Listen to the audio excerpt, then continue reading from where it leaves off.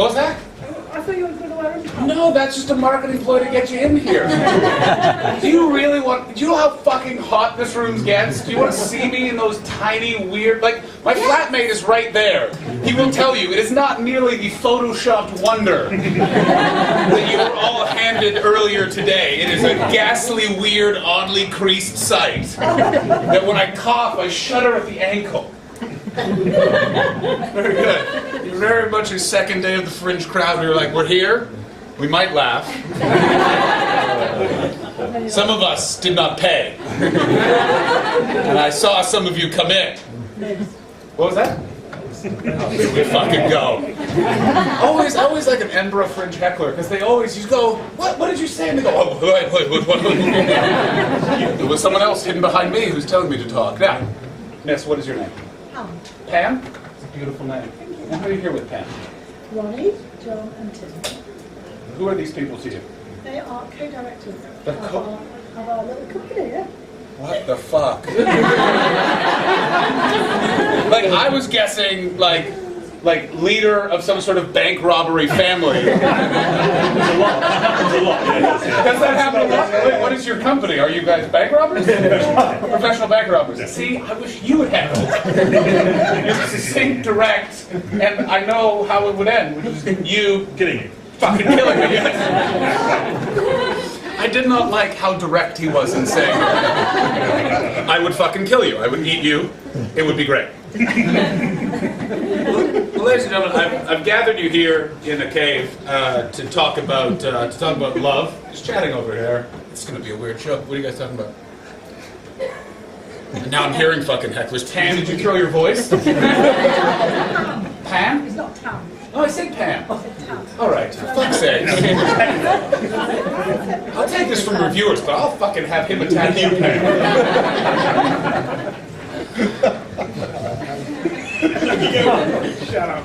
It's one of those things where you gotta get into the show.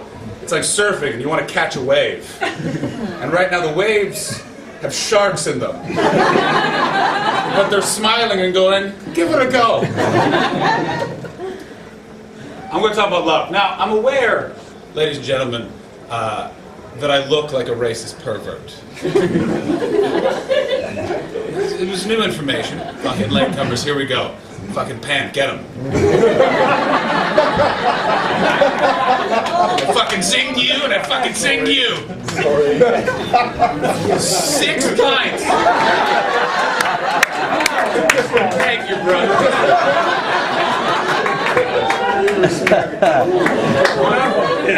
Bye-bye, sober fringe. That's how you fucking make an entrance, brother. Jesus fucking Christ. Well, let me bring you up to speed. It's been going really well. Now, I'll let you guys in. Earlier this year, I was told by a friend of mine that I look like a racist pervert. Now, I was told at a Christmas party. That's the reaction you usually get when a person laughs and goes, yeah, that's what it is. And I didn't believe it. It bothered me so much it was around Christmas time, so that when I flew home to spend Christmas with my family, I landed in Toronto at the airport. My mom was there to meet me, just looking lovingly the way parents always look when people in their lives come back, or when Pam meets an enemy. And I walked in, and I had to ask her if she thought I looked like a racist pervert. Now, I didn't ask the question at the right time. I embraced her in a hug, and then a hot whispered the question into her ear. Mom, do I look like a racist pervert? Because I was desperate for her to say, no, of course not. Instead, she shoved me away, and then began to examine my face.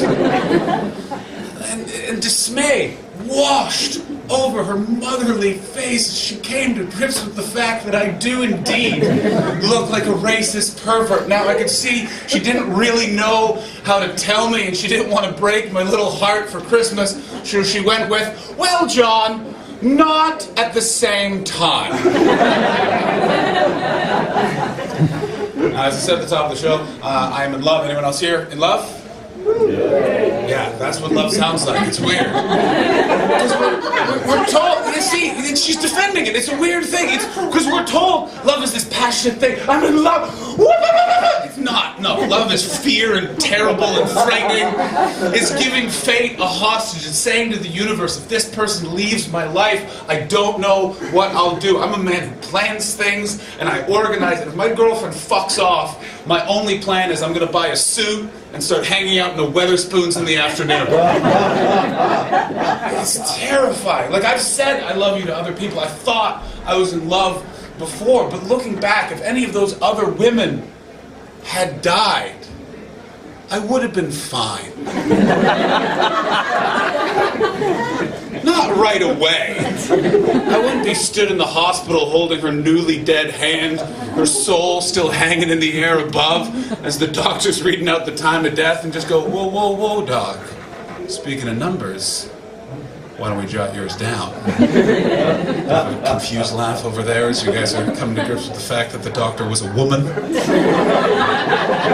It wasn't a topical joke when I wrote it, but the world's caught up to me. Now, it's an unorthodox relationship. It's not kinky or anything like that. I'm very vanilla when it comes to sexual things. Like, let's just say I've employed the missionary so often I can quote from the Bible. It's always a weird joke. People either fucking take that joke or no.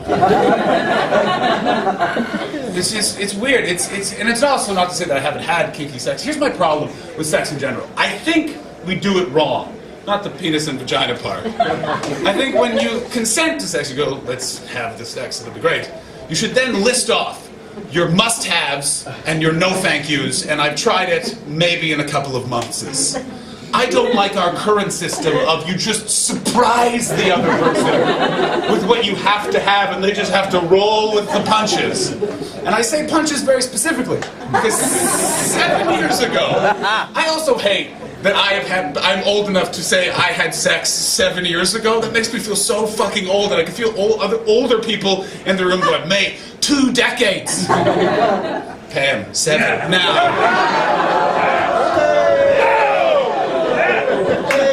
Pam, sorted. You two are fucking next.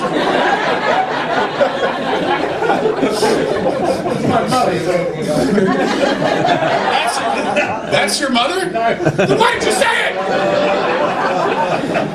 Very honest response. What did you say? I have no idea. So here's what happened. 7 years ago, I was sleeping with a woman, and what she had to do to enjoy sex was punch the person she was sleeping. Shut the fuck up. She had to punch the person she was sleeping with in the face. Not a heads up, not a just to let you know. Just 5 minutes in. And I know specifically 5 minutes because I do keep track. That way, if the person I'm sleeping with turns to me afterwards, oh, that was a little quick. Oh, really? It was 27 minutes. What do you want from me? 5 minutes. Now, I don't set a watch or anything. That's creepy. What I do is I just play the same album every time I bang. I fucking knew you'd be right on board. I think you're like, well, it's AC/DC's Back in Black. Now, it's perfect. And she punched me at the end of Hell's Bells as it was ramping in to Shoot to Thrill. As you all know, that's 5 minutes and 13 seconds ramping in to Shoot to Thrill. So technically she punched around 5 minutes, 35 seconds. She timed it perfectly. Just as Brian Johnson went, shoot! She punched me in the face. And then I farted from the shock of it all. Which was clearly not the release she was looking for. No, it's unorthodox. It's always the women that like that joke way more than the news. It's unorthodox in that it's long distance. She lives in Canada, has always lived in Canada. I live here in Britain. And it's good. I actually like that at the beginning of a serious relationship, we've been apart. It's allowed me to skip a phase of a relationship I usually get kind of trapped in, which is, it's just that beginning phase where it's all agreeing with each other, and then sex, and then back to agreeing with each other. Just, do you love baskets, John? Now that you mention it, I can't live without them. Where do I put my towels needlessly? And then there's that one moment where they say something, and then inside you just snap. Really? You don't think Love Island is the greatest television show? How do you live with yourself? And I say this as a cultured man. I'm a member of the Tate Modern Gallery and an avid Guardian reader. Oh, I do not contribute, but I do feel guilty about it. It's the greatest television show program. It's fucking amazing. It's a bunch of English assholes in Europe being dicks, narrated by a Scottish guy. So the whole thing comes across like a beautiful vengeance for how England voted in Brexit. I fucking love it. And it's long distance, so we have to communicate through typing and talking and Skyping. We've tried Skype sex. Has anyone here tried Skype sex? Did the same thing happen to you that happened to me? Frozen screen. Frozen screen? No. I have a better Wi-Fi connection than you. I'm not on your ride. What happened to me was, I found that I was watching me a lot more than I was watching her, which must have been so off-putting for that poor government spy monitoring my account. Now, has anyone here got the tape over the... You do? Can I just ask you a question? Who the fuck do you think you are? If the government wants to see your cum face, they're gonna get it, brother. Be like me. Take that tape off. Send a silent message of protest to the government for eroding our privacy and still taking our money. Take the tape off, log on Skype, and just go, hey, government, go fuck yourself. Now, love is weird. It's a weird segue, but we're gonna go with it. Saying I love you is bizarre, because it's not planned. You don't know what action you've taken that leads you to saying I love you. Engagements, they're planned, rehearsed, orchestrated. Shall we get engaged, darling? Indeed. 6 months from now, meet me on that bridge we tell people we met on, even though we met on the internet. Saying I love you, you don't know what steps you take that lead you down that path. The moment I said I love you to my girlfriend was Sunday morning. It began with me clogging her toilet. It was with shit, nothing weird. And it's particularly not weird for me because I shit big. I'm aware you're very uncomfortable with the talk of shit in Britain. It drives me fucking crazy. Are you aware that statistically speaking, 70% of you have shit in an alley? While 30% of you have been brought into the alley to see how big the shit is. We're the only country I've ever been to that shits in the alley but does drugs in the toilet. It's only a joke for the older people in the room. I do, it's shit big. It's plagued me my entire life. Like when I was a kid, they were too big for my body, so I get constipated all the time. At 7 years old, my grandmother had to administer an enema. What are you fucking guys talking about now? Jesus Christ! I will shit on you and it'll kill you all. It's just, I fucking know it's just, Pam, I will fucking get security and you can yell at them. You know, I should have just talked to this section. You're a good section. You bring beverages, and you dress like you escaped from the cover of a yachting magazine.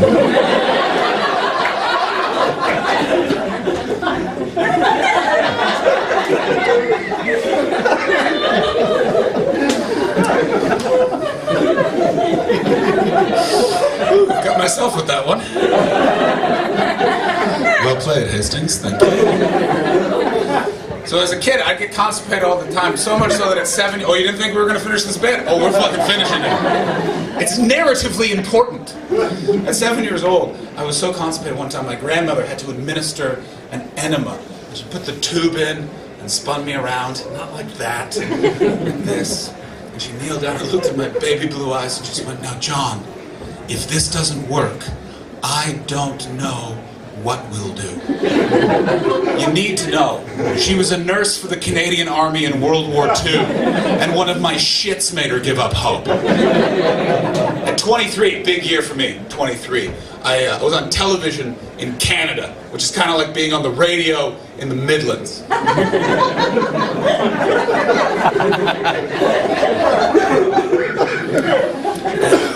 And I got something called an internal hemorrhoid. For those of you who don't know what an internal hemorrhoid is, it's like a regular hemorrhoid, but it's within you. And how you know you have it is you shit, and something comes out that is not what you were expecting. Now, medically speaking, I'm one of those people that if something happens that is a bit askew, I'll just roll with it until it happens again.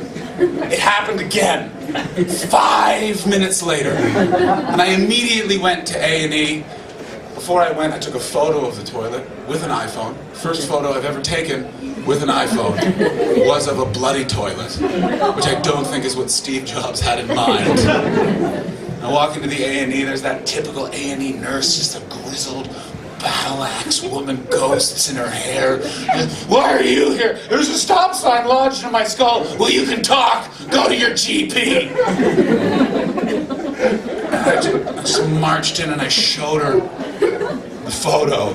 And she went, "You'll go immediately in the back." Now, we all want to end up in the back. A&Es are like strip clubs. Your goal is the back. But when you immediately get sent to the back, it feels bad.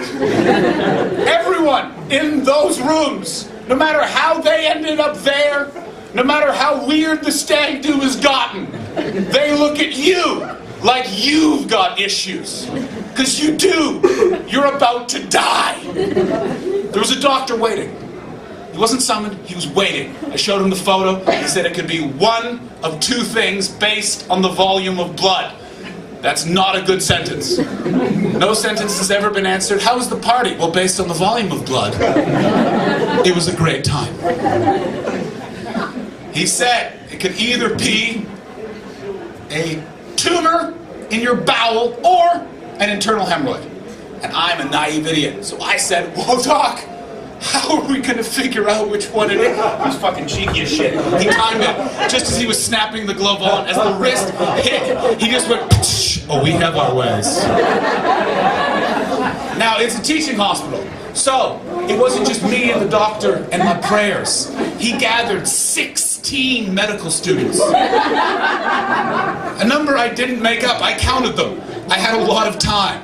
As I bent over, they're taking out pens, trying to figure out how to activate my asshole's third mode. I know the first two: go, don't go. At this moment, I was unaware how to activate the third: visitors, a welcome within.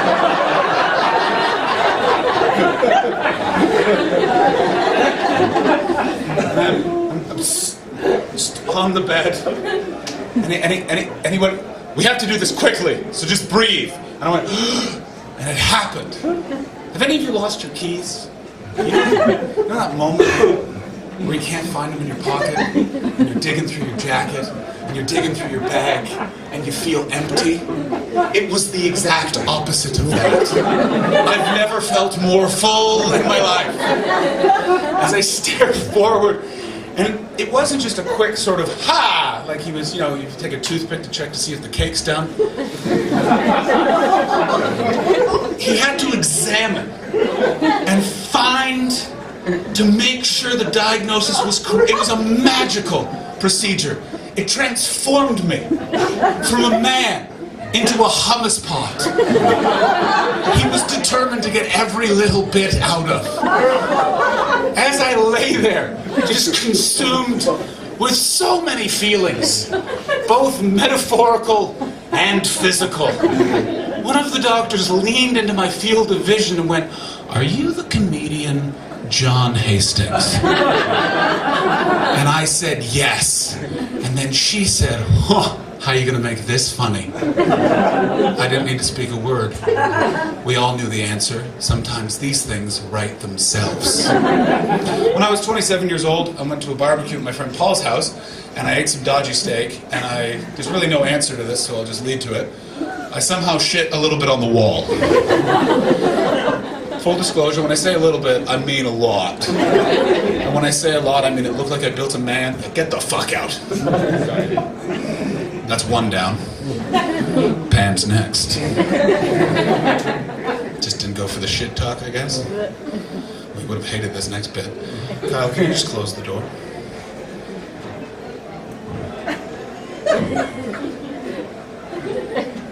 Kyle left too, and I'm employing him. So I'm only getting a bad peer review. When I say a lot of shit, I mean it looked like I built a man out of Mars bars and blew him up with fireworks. There was so much I had to take a step back to appreciate its vastness. And as I was looking at it, I heard a voice a bit too close than I was used to, saying, "Now I don't know why you did that, but next time, close the door." So when I say I clogged the toilet, know that I did, and know that I was prepared to unclog it very easily. I'm very good at plunging toilets. Once at a family reunion, the toilet got clogged at a country estate, and the plumber showed up to snake it, and I said, "Let me have a go," and I unclogged it in like 5 minutes. He handed me his business card as if he was saying, "When you're done with your pipe dreams, fulfill your pipe destiny." But there was no plunger to be found. I began thinking, what if my girlfriend can't accept the fact that I clogged her toilet? What if this is the end of our relationship? And then I thought, well, if she can't handle this part of me, she can't handle any part of me. And I thought, oh, fantastic, a test in our relationship. Now, I know you're not supposed to test each other in a relationship, but if you don't test each other in a relationship, how do you know who's failing? I walked into her bedroom, she was there doing a crossword, and I said, "Darling, I need to go buy a plunger." And she said, "No, you don't. I hide the plunger. That way, if someone clogs my toilet, they have to tell me." And that was the moment I said, "I love you" for the first time. It's a weird time to walk out, by the way. Just got super sincere and lovely. Just gonna warn you, there's no readmittance policy. But I do have your money now. All right, does anyone else need to fucking leave?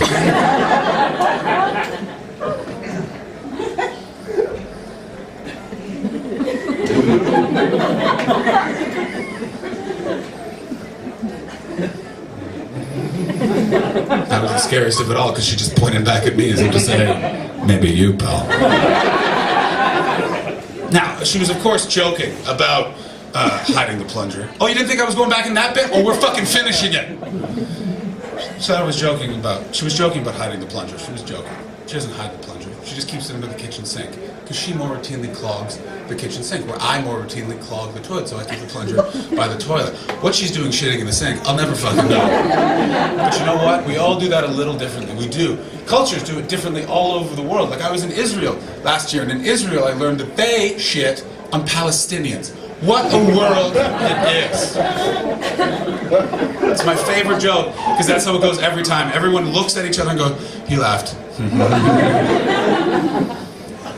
She finds me attractive, much like Pam, who came here demanding to see me in my pants. Pam, I honestly don't know what you see in this. I'm not ugly, but I am off-putting. If you examine me without Photoshop, it's bizarre. Let's look at my head for one moment. We had to turn that light and that light off, because my head is so big, it was reflecting into the audience last night.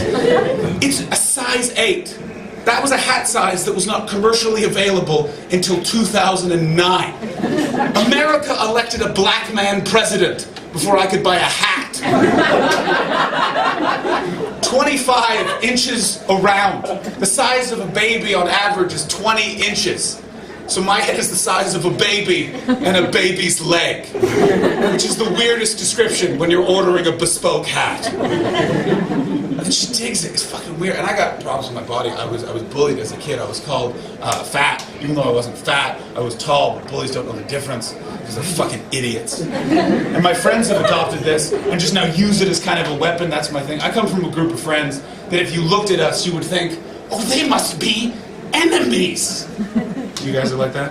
Yeah, it's fucking weird. I don't know why we bond with each other like this, and we do it all the fucking time. This might be a prank that I'm not even fucking in on, but I feel very much part of it. Like my buddy, Graham, he came to visit, and we were walking through Oxford Circus, and Graham is 38, and he'd just gone through a divorce, and he'd recently slept with a 20-year-old. He was very excited. And I said, "Graham, show me a photo of this lovely lady." And he went, "All right." He went on Instagram. He scrolled back 2 years to find a real good one. When she was at yoga teacher training school, she was in the downward dog position in a bikini. It was a real delight. And he showed me the photo on Instagram, and I went, how nice. And then I liked the photo. Meaning that woman just got an alert that the man she slept with, who was the age difference she was in the photo, just liked one photo in her Instagram. Keep in mind, he does not follow her on Instagram. He flew into a rage, grabbed me by the ears, and just went, "I will get you for this." And they went back to being completely normal, which was even more terrifying because I was like, oh, he already has a plan. I'm dead. I canceled a credit card. I changed all the passwords to my emails. I debated moving house for a couple of months just to let the whole thing blow over. We had a nice trip, except I was in the wraps of a panic attack. As I'm dropping him off at the airport, we're at departures, I said to Graham, Graham, I gotta know, what was the prank? And he leaned in and just went, no prank is the best prank. And then when I turned around to leave, he kicked me in the back. It's a weird socialization process. I'm happy I've kind of moved away from them. They've become very different people than me. They're fat Canadians who have mortgages. It's just fucking weird. We're very different people. I'm a Canadian who lives in Britain, identifies politically correct, although I'm not active with it. I'm not running around going, you better be politically correct. I'm more just look at them like, I ain't being a dick, what the fuck ever. And they bait me all the time on it, be like, oh, you better be PC. Or why aren't you PC? Why are you PC? We used to be allowed to say those words. Why are we allowed to say those words? Yes, you used to be allowed to say those words, but you weren't supposed to say those words. So now you're not allowed to say those words. In the same way, you used to be allowed to drink alcohol while driving a train. But you weren't supposed to drink alcohol while driving a train. So now you're not allowed to drink alcohol while driving a train. I bring this up because we're in Scotland, and it's happened 75 times in the last 2 years. There's only major incidents of it happening are in Scotland, except for one time in Kent. And that man's name was Keith McConnell. Where the fuck do you think he was from? Isn't that a fun joke about political correctness that hinges on the fact that every Scottish person's a drunk? Huh? I'll explain the jokes as we go along, and as you can see, hasn't slowed me down at all. I broke away. I did. I think the biggest moment of breaking away is I was a drag queen for 6 months. It's true. It is. It's fucking weird. But here, I'll tell you the story. I'm not going to just say that. But I was a drag queen for 6 months. Guys, shoes around your feet. No, here's what happened. I graduated from drama school. As I was walking through the drama building, there was an audition notice that said, are you above 6 feet tall and can dance? Well, I'm above 6 feet tall and can lie. So I went to the audition. I charmed them. They gave me the part, and I became a drag queen. I was an actor performing as a drag queen amongst other drag queens. And it was very enlightening and interesting. I learned a lot about drag culture. I learned that drag queen, it traces its roots back to pantomime dame, and it was adapted by gay men as a way to take all the evil and bile that's thrown at them by straight people, and they perform it. They become those characters and then throw it back at straight people and embrace it in a beautiful way. And then it was adapted by women as something called drag king, where they take all the things that they fear about men and they perform it as these characters, and they, oh, she fucking came back. Hi, how are you? Number 1 or number 2? Pardon me? Damn it, if it was number 2, it would have been a beautiful callback to the section you left on.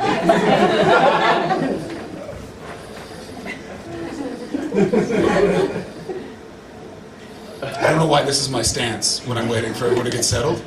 I'm not going to shit myself. It is very warm in here, by the way. Thank you very much. I'm aware. Why would you say that? Drag king was a way for women to embrace all the things that they hate about men and perform it back. And it's now even been adapted even further. There's now a thing called where gay men perform their entire lives as straight men, and they are called Scientologists.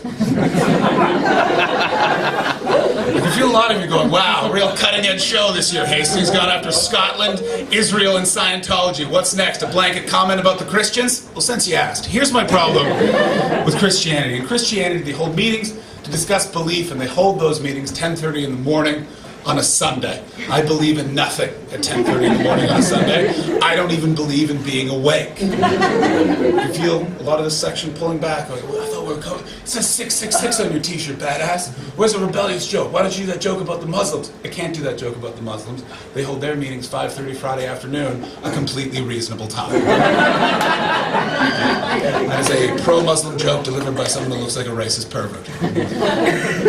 Now, in the rehearsals for becoming a drag queen, what we discovered is no amount of makeup, no frilly costume could turn me into looking like a woman or into the character of a woman. It just really made everyone uncomfortable. So they changed the entire choreography of the show. So I performed everything with my back to the audience, facing the wall like this. And I would deliver lines, I'd do some shimmying. It's for you, Pam. And then at the end of the show, in the final moments, I would simply turn around and reveal myself to the crowd. And it would get as awkward as it is right now. As everyone just looked at me, going, what the fuck is this? Is it some sort of bank robber from that gang in Edinburgh who forgot his costume and then just used the washing that his wife had left in the car? No, is it a weird mutant baby of a melted candle and a glam rock star? No, it's just a man in a dress with a very ill-fitting wig. Because the year was 2007. They'd yet to invent something that would fit my fucking head. And then after a minute, they'd turn on the song It's Raining Men, and everyone would laugh in my face. Now, I fucking hate the song It's Raining Men. It sucks. Just, oh, the humidity's rising, barometer's getting low. According to all sources, that guy looks like a fucking weirdo. Laugh at him and give him a complex and make him feel like he can never be loved. It was fucking awful. And I didn't tell anyone in my life about it. My mom found out, and she came, and she was so happy I was making it in the business of show that she told all of her friends. And all of her friends are the parents of all of my friends. So on the second last day, my 6 best friends showed up, front row. As I turned around, I've never seen confusion so readily expressed. And they hit the song, everyone laughed. They stayed confused, and as I bowed, I saw that one of them had a video camera. Footage I've yet to see, which is why I will never be having a wedding. Because I know how that will go. I'll be stood in a weird field surrounded by tea lights. My bride is being walked up the aisle by someone who's a sub-in for the father figure. It's just facts, fuck you! As she approaches, a screen will drop as if out of nowhere, and then the humidity will begin to rise, and the barometer will get low. I like the tension that's in this room right now. It was very funny. I've never seen people enjoy that joke like this. Should we laugh at that? There were gay men featured in it. Is that stereotypical that we were laughing? It's very interesting. I like that we're aware of stereotypes, but we're not getting rid of stereotypes. All we're doing is just moving stereotypes over. Like, as a Canadian, 18 months ago, what would happen after the gig is a bunch of you would walk up and go, oh, you're Canadian. I once knew a Canadian man. He was very polite. And I go, okay. And then you'd walk away. Now, every woman in this room wants to walk up, lean in and go, are you Canadian? Go, yeah. Your Prime Minister, Justin Trudeau. I would like to fuck him. Now, it's not said like it's just a statement of fact. It is a fact. He is easy on the eyes and hard on the pussy. You will get no argument from me. My issue with it is the way it's delivered. It's delivered with this hopeful need that I can help you accomplish this goal. Similar to when I go into a grocery shop and I don't know the layout and I just walk up to one employee and just go, crumpets! And he points. Do you understand? I can see you leaning forward. You want to act. Listen, it's a rude assumption to make. It's a country of 33 million people. It's the second largest country in the world geographically. It's so insulting to assume I would know Justin Trudeau, the leader of my country. And for me, it's particularly annoying because technically I do know Justin Trudeau, the Prime Minister of Canada. My dad worked for his dad. The reason why my dad worked for his dad when his dad was the Prime Minister is because I'm posh. Yeah. Thank you. That was a weird thing to clap for, but I appreciate it. I am. I don't usually get a round of applause. It usually gets icy silent, and everyone just goes, you can't be posh. You're Canadian. There's posh people all over the world. Do you know how we got there? You fucks dropped us off, and we stayed. Now, there are differences. Like British posh people more routinely are entitled, definitely privately educated, more than likely graduated from university, have some sort of weird, artsy-fartsy, needless job, but always have the nice cushion of mummy and daddy's money. Did you guys just fist bump there? There they fucking are. Just coiffed haircuts, needlessly expensive jumpers, boat shoes. The only reason you're not in red trousers is because you came to fucking Edinburgh and you didn't want to get your teeth kicked in. Now let me tell you the difference between you and me, brother. Here is the only difference. You guys gave yourselves stupid, annoying accents so you don't blend in. While me, no one ever knows. See, now I figured it out. It's great though. It's nice. I like it. It's giving me insight. I know about class. Weird little things. I can answer questions. Like, I understand the ending of Titanic better than a lot of you. Allow me to explain. Jack and Rose are on that little piece of flotsam. Flotsam, by the way, is debris placed in the water during a sinking ship. If you didn't believe I was posh before. Earlier, that Yacht magazine comment was a compliment. They're on that piece of flotsam. Now, the reason why Rose is on the flotsam and Jack is in the water is that piece of flotsam was from the first class section. Love is one thing, but rules are rules. While researching that joke, I came across, there's a new study that's been published that says that more people would have survived the sinking of the Titanic if only women had been in the water and men had been on the boats and flotation devices. Because at that time in history, women had more body fat than men, so they could have survived longer in the cold water. I, for one, would like to meet this hateful fucking man who conducted this study, possibly titled "These Fat Sluts Killed My Friends."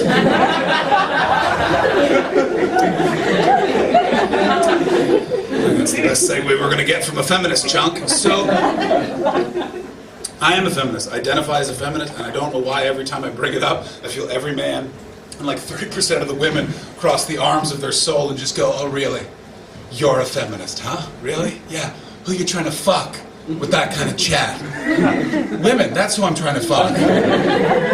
That joke got me in trouble. I never thought of all that. I thought it would be the 15 minutes of shit gags, but that joke got me in trouble. I got yelled at by a woman who's 60 years old of age. I didn't see her ID, but she just looked older than my dad, who's 59, and younger than my mom, who's 61, so she's fucking 60. And she walked up and just in a fucking blue rage just went, "You said you were a feminist." And I said, "Yes, I think I'm a feminist." And then she obviously hadn't had a second point prepared. Because this is what she went with. "Well, you're not. Because you're not menstruating." Well, that really narrows the field, doesn't it? It means that any person who's postmenopausal, not a feminist. Any person who's transitioned into being a woman, not a feminist. Any woman in here right now who's not currently experiencing their period, guess what? According to this woman, you are not a feminist. But I don't think that was her plan. I think her plan was, I'll say periods to the straight white male, and then he'll run for a shower, and then go warn the others of periods in town. Periods don't bum me out. I consider them to be a celebration. A celebration of the fact I am not a father for another 28 days. She was not done. She then followed up with, "And you haven't smashed the patriarchy." Well, no one has. No one has smashed the patriarchy. That means no one is a feminist. Why are you so upset about... I should point out, I didn't say any of this to her. I just let her shout herself out, and then I retired, and I wrote all this fun stand-up comedy we're enjoying right now. She may have won the battle. I'm winning the war. She's not invited to. But as she walked away, I proved to myself I'm a feminist, brothers and sisters. I proved it. Because as she walked away, I didn't think, dumb woman, or stupid bitch. All I thought was fucking old people. I saw that look, sir. I'm not here to fucking attack your generation. I don't appreciate when someone in my generation points out that housing was cheaper. How old are you? 58. You'll do. Well, fuck you. Housing was cheaper and jobs were easier to get. Yeah? Really? Yeah, really. See, he just fucking agreed with me. And see, that's why I don't fucking like this when it's pointed out. I just say it, and then that generation just shuts it down and kind of does this condescending thing like, And I can see him thinking, he's just going, yeah, well, your generation spends 10 pounds on breakfast. Well, that's how much breakfast costs. And I was told by someone in your generation then breakfast is the most important meal of the day. Now, I understand your defensiveness. I truly fucking do. I get it. My generation is annoying as fuck. We're weaselly little fucking do-gooders who are so impressed with everything we've done, even though we go about it in just a malicious, evil way. Like, there's a lot of vegans within my generation, and they'll tell you, oh, I'm a vegan because of the environment, and it's good for your skin. That's not why they're vegan. They are vegan because it's really fucking great to say to someone, sorry, I'm a vegan. I was a vegan. It felt amazing going to parties, people handing out sausages. Would you like a sausage? No, I'm a vegan. Superiority tastes better than any cured meat. And now I'm a former vegan. Oh, who knows what I'll get up to. Have you ever ordered a veggie burger with bacon?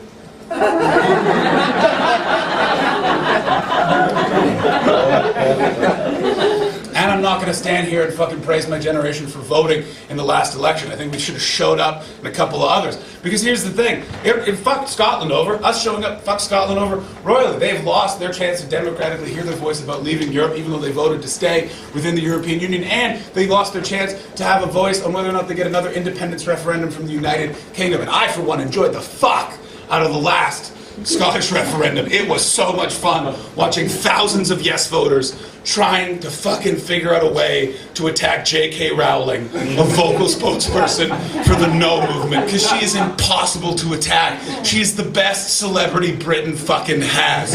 She is your only celebrity who pays all of her tax, donates to charity, and hasn't also fucked kids. She's fantastic. I fucking won you back. I fucking did. I can see it.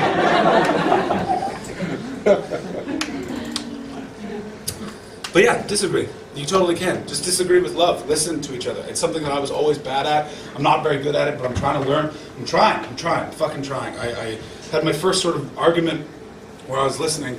I went on holiday with my missus to San Francisco. It was a bit of a trial by fire because we learned that we travel very differently. She's a traveler. Give me a backpack and a macchiato. Find me a man wearing jeans so tight I can see his asshole from the front. Let's go to a nature reserve that's also a skate park. Why?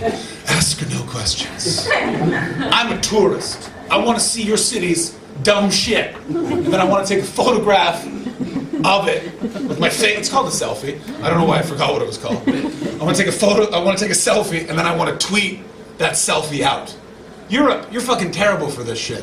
All your stuff is educational and interesting. I'm looking for needless, stupid roadside attractions. I heard some American accents in here as you were walking in. I'm talking about your shit. I've seen the world's largest ceramic goose.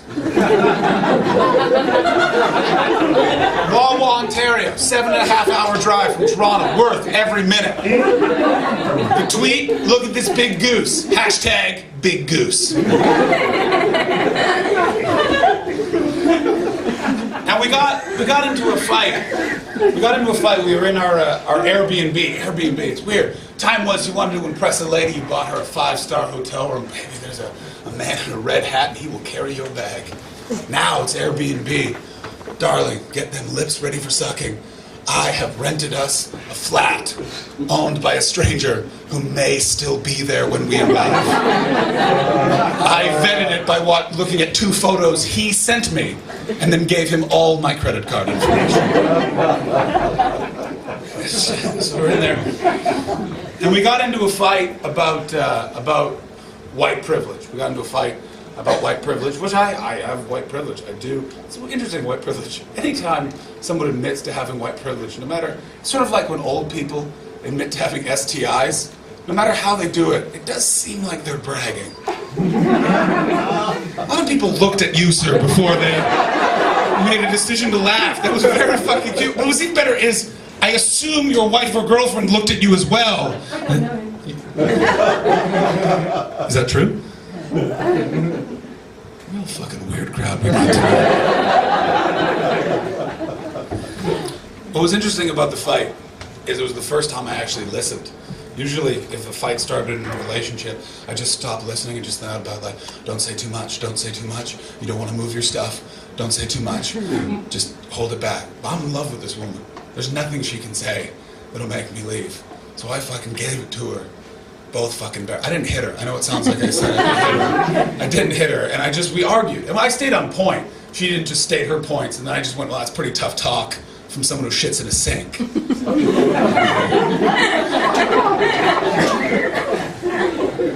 And it was enlightening.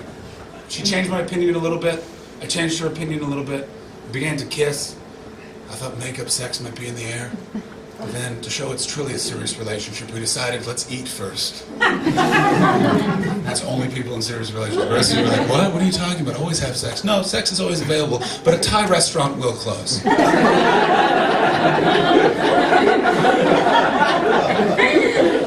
So I Google Maps'd it. It was 10 minutes away. My phone didn't work in America, so I had to use Google Maps on a computer like a fucking pilgrim. I don't like how many of you didn't laugh at that. That's how they did it, of course. And I looked and it was out 10 minutes that way. 10 minutes to the left. I said, great, I can do that. And then I moved my head only slightly from the computer screen, and all that information evaporated. And I walked out, and I turned right. Now, we were staying in an area of San Francisco called Berkeley. Berkeley is next to an area called Oakland. Oakland is a terrifying, very dangerous part of the world. Now, I am not worried about bad neighborhoods. I was bullied as a kid, I've been punched, I'm big, so I don't usually get mugged, but I have been mugged enough that it's down to a routine. Give me all your money. You can't have all my money. Mom's still alive.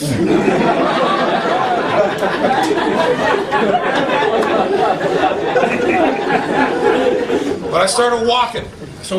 Down through Oakland. It was very surreal. It's a very black area. And black people were coming out to look at me. And I kind of tried to justify it in my head. Well, like, I do kind of look like a scout for gentrification. Maybe they think I'm going to walk up to one of the houses and just be like, ah, good, yes, this is where the hot yoga studio will be, and here's where one coffee shop will be, and next door, another coffee shop, and none of you will be here! And I kept walking, more people coming out. Finally, after 45 minutes, because I'm someone when lost, I commit to the, well, I'll eventually find it. After 45 minutes, it's a 10-minute journey to the Thai restaurant, I should make that clear. 45 minutes, I'm at the bottom of this cul-de-sac. Stood on the porch, there's an old black woman, and she just yelled, "Hey, white boy, come here!" I'm cool with being called white boy. I am a white boy. I once was called white devil, and I was cool with that. I was being fiendish at the time.